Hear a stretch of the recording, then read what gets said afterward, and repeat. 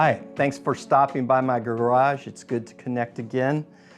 Not too long ago, I was sitting in sort of an island paradise, one of the 10,000 islands of Indonesia. It was a place that, well, honestly, it looked a lot like my shirt. It was beautiful. And we were talking with these Indonesian Christian leaders about the nature of transformation. It's something that they wanted for their own lives. It's something that they wanted for their country. It's something that they wanted for the world. And so we were talking about the nature of Christian transformation. How does it happen? In that conversation, we begin to understand that it revolves around hearing and doing God's word.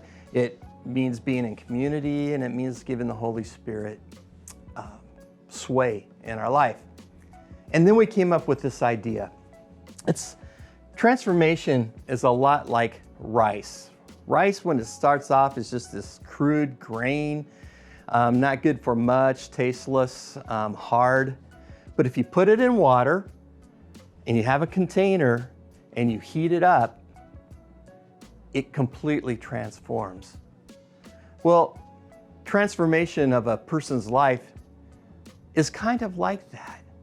You see, Jesus, as we said already, said, don't only hear the word, but do the word. And in that instruction, he's saying, you need to listen to what I'm saying. You need to, because it gives you insight. And insight is like the rice, sort of that crude idea that can lead to transformation, but by itself, it's not transformative. And so what you need is to do the word, an application point. You need to follow. The application point, it's like water. The community that takes place where we spur one another on to love and good deeds is like this pot. It's where we find our support, our encouragement. And then the Holy Spirit is like the fire. You can have a lot of things happening in terms of trying to transform rice. You can have the grain, you can have the water, you can have the pot. But if you don't have the fire, it doesn't transform. That's the same way it is in our Christian lives as well. It's the Holy Spirit that really brings transformation into our life. And so, as you begin to think about your own life and about the people around you, perhaps even those people you influence, let's begin to think in terms of insight.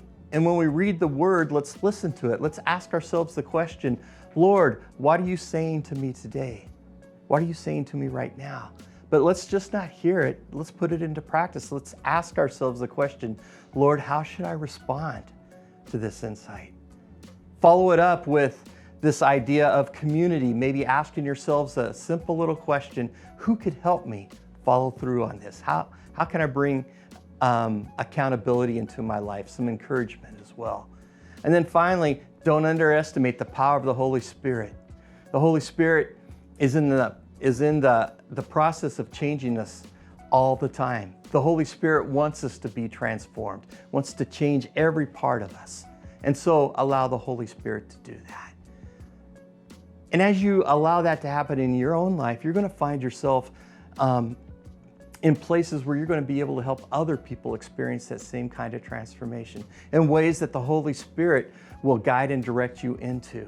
And it's going to be awesome. And you're going to find that your life will gain even more purpose, that you'll have a deeper understanding of God's love for you.